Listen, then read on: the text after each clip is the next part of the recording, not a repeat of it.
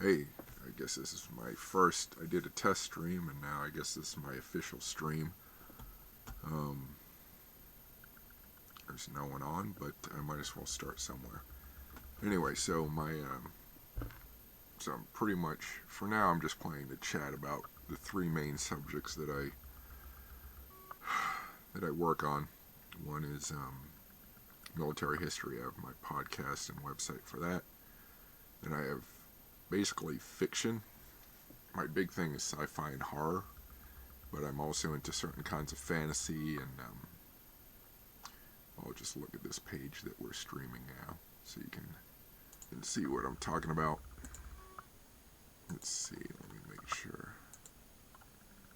Yeah, it's scrolling. Okay, so this is working. So I apologize, I'm testing everything out. So, anyway, so my second thing is my full contact nerd page, chrisalvarez.com, where I just kind of, I interview people and I look at what's new in the world of entertainment. I might start playing games eventually, depending on how that all shakes out. I'd like to play like military history type games and sci-fi horror games, and I don't know how many space games there are out there. I'll focus. So that's my third subject, is space. So depending if we'll see if I start doing that. It's time and investment. Anyway, so I guess first thing, I'll look at these. This is the wrong page. Why is that? I'm going to switch back to this.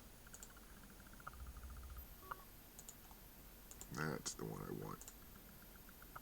Alright, so we'll look at some of these books that are out now.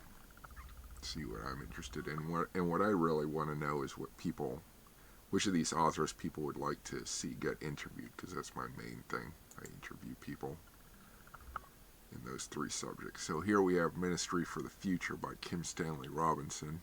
The ratings are pretty good. I don't know if this violates any kind of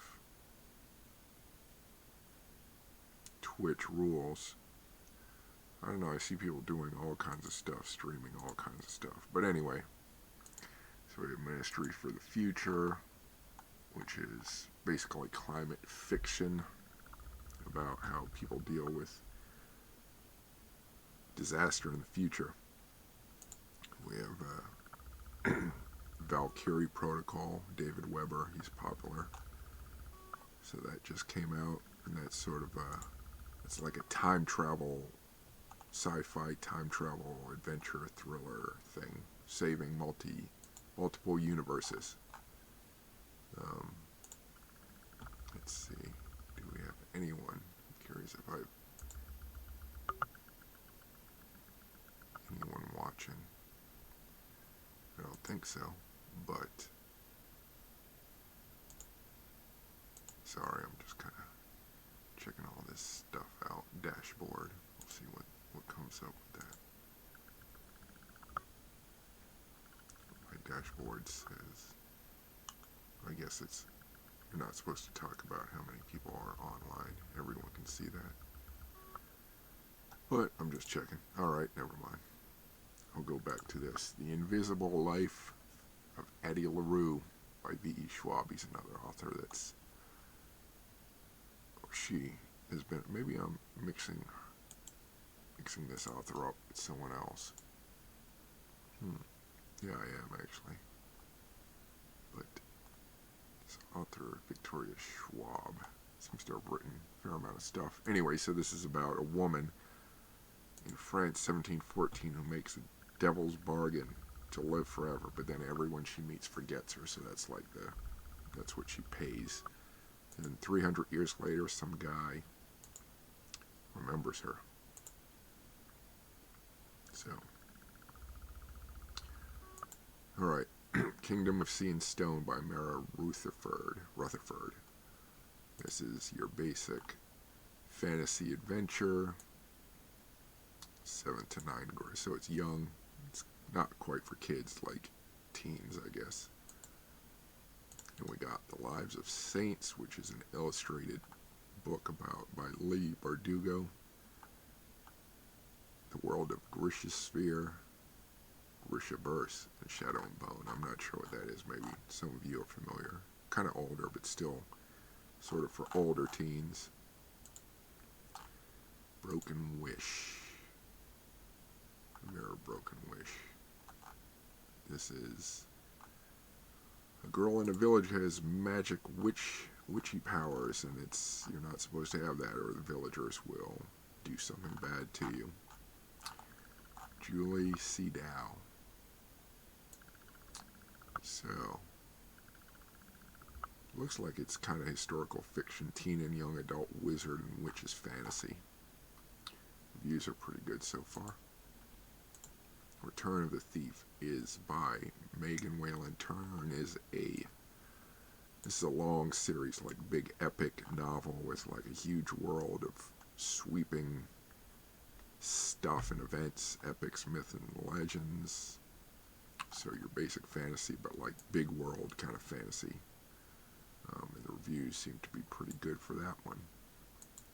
Should be interesting to talk to. Spell Starter by Elsie Chapman. No reviews. Sting meets Fight Club. So it's about a woman, Azu Wu, who's involved in sort of the underworld. And it's kind of Fight Club too, kind of young teens, mid-teens are the readership. So I'm not sure what to make of that. Let's see, we got anything going on? No messages. It's quiet. But I will continue. Deep Fake. It's about two geeks by Sarah Darir Littman. Two geeks are having a great time in school, but then a rumor starts that one is accusing the other of paying someone to take the SAT for them. So kind of a kid's mystery. I won't say kids, let's see, 7th to 9th grade. So, Dear Child by Romney Hausmann. So, we have... yes, this is an interesting one. A girl got kidnapped when she was 14 and finally escapes years later, but her family says she's not the person who was kidnapped. So it's a thriller where she has to kind of prove to people who she is and figure out what's going on with her life. Kind of an interesting idea. Has a lot of ratings. It's really popular, so. Has best book awards and stuff, so. Snow by John Banville. Decent ratings. Years 1957 in Ireland, and a detective has to investigate a murder. Parish priest has been found dead, and there's stuff about community secrets and all that. So seems to be your standard mystery set in Ireland in the 50s. Then we have a few occult books. Consensual Hex by Amanda Harlow. Reviews are not good for this one, but it's been published.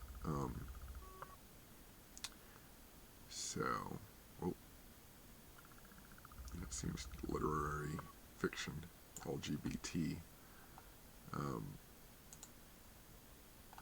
What is this about? First year is raped at college, and then it's about magic. I guess a hero is trying to get justice.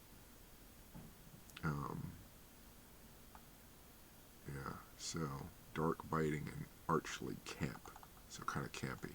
It's kind of a weird mix, but hey, people can write about whatever they want. The Devil in the Dark Water, Stuart Turton. This one looks interesting. It's sort of a creepy occult. It's 1634, and the world's greatest detective is being transported to Amsterdam to be executed for a crime he may or may not have committed. His bodyguard is trying to prove him innocent, but then there's a twice-dead leper on the ship that they're sailing in. Strange symbols. So kind of a mystery, supernatural, horror, occult thingy. Good reviews on that one. Then we have Magic Lessons by Alice Hoffman, which is sort of a magical realism. It's about Salem witchcraft. think it takes place back then. So it's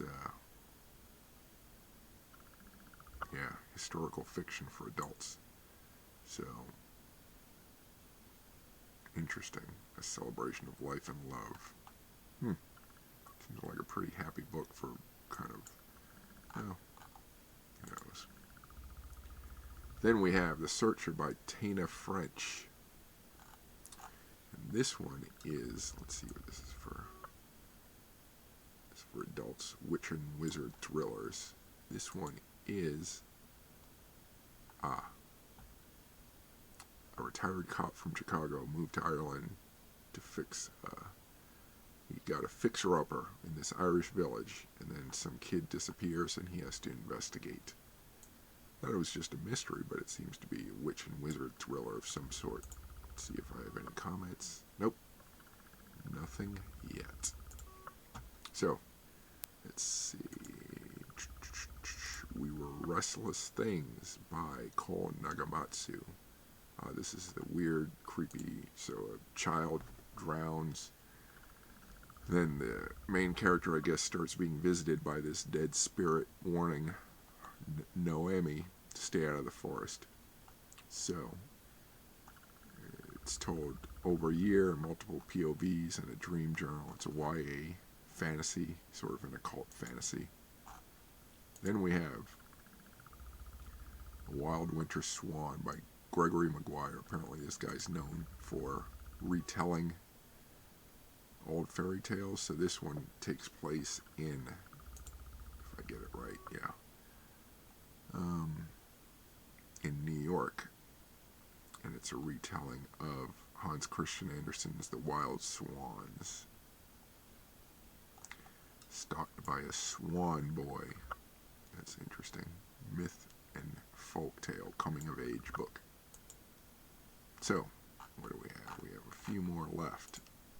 Cuyahoga by Pete Beattie. This one's about, it's in 1857, it's about a guy who, it's like a Paul Bunyan-esque guy. He does like impossible things. He's famous, but he's not rich, and he needs to make money to get married, and he goes on an adventure through the U.S. Interesting. The Christmas Fable, Donna Van Leer. This one's about, it revolves around a table that was built in 1972. A guy builds his wife a table for Thanksgiving dinner, and then it jumps to June 2012, where a woman discovers she's pregnant, and her friends prepare a home for the baby, prepare her home, and they get this table. So it's kind of a back and forth about breast cancer and a newborn baby coming and Christmas. Leave the World Behind by Rumen Alam. This is about two families that don't know each other, end up in a cabin in rural New York, and then they lose. There's a blackout, no TV, internet, or cell phone, and then these two families have to figure out if they're safe with each other in these weird circumstances. And then The Wrong Kind of Woman. Let me check. Nope, no comments yet. No one is there. Okay, anyway. So, by Sarah McCraw Crow. In 1970, a woman or a college professor dies while hanging lights. Then his widowed wife stays on campus, and a year later she's having a tough time, and there were 4 outspoken, never-married women on the faculty whom she and her husband used to make fun of, but now she finds herself depending on them to survive what she's going through, her sorrow and other things. So it's about rapid changes in the 70s. Then we have historical fiction, Daughter of Black Lake by Kathy Marie Buchanan. This is about, takes place in ancient Ireland. There's a girl living in ancient Ireland while the Romans are invading Britain. All kinds of troubles, foreign militaries, famine, struggle. So it's about this family dealing with these dangerous events. Then we have mysteries and thrillers. The Night Workers by Brian Selfin is about a criminal family in Brooklyn, or Manhattan, old Brooklyn, and one of their money launderers and one of their runners dies, and a bag of dirty money goes missing, so they have to deal with being targeted by other criminals within this underworld. So, interesting. Missionaries by Phil Clay. This is about Latin American soldiers using American equipment and American training to go after drug lords in Venezuela and Colombia. And the main characters are a U.S. Army Special Forces medic and a foreign correspondent. And they get tangled with this whole drug war. And it's about, I guess the author actually did a bunch of research about America and Colombia, and it's about the modern way of war and its effects on regular people. And finally, we have sort of a fantasy thriller thing, The Shadow Mission by Shamim Sarif. It's about a feminine Jason Bourne type character. She's part of Athena, an elite organization of female spies. This is the second book, I guess, the sequel. They're investigating a girls' school bombing in Mumbai. So they're up against a far-right organization, and then they also have a traitor in their midst. So they have to deal with that. Interesting. Now, finally, 3 graphic novels. We have Lon Chaney Speaks by Pat Dorian. It's about Lon Chaney's life, the silent film actor. Then we have a collection of issues 2018 Venom, issues 1 to 8, collected under Venom Rex Marvel Select Edition, illustrated by Ryan Stegman. And finally, The Times I Knew I Was Gay by Eleanor Cruz. It's a graphic memoir about one young woman's adventures in coming out and coming of age. So that's what you have for October 1st through 10th. So this will be saved, I guess. Anyone can go back and look and comment who they would like me to interview among these people, if any. Or you can just comment on the books. So I will keep doing this. This wasn't too bad. I liked it. Because I like going over and seeing what's being published, seeing what people are writing about, what people are reading, what people like. So, until next time. My next posting on books, I'll do the 11th through the 15th. There's a bunch of books, so in about 4 days I'll post that, and then I'll get to this talk at some point. Alright, thank you. See you later.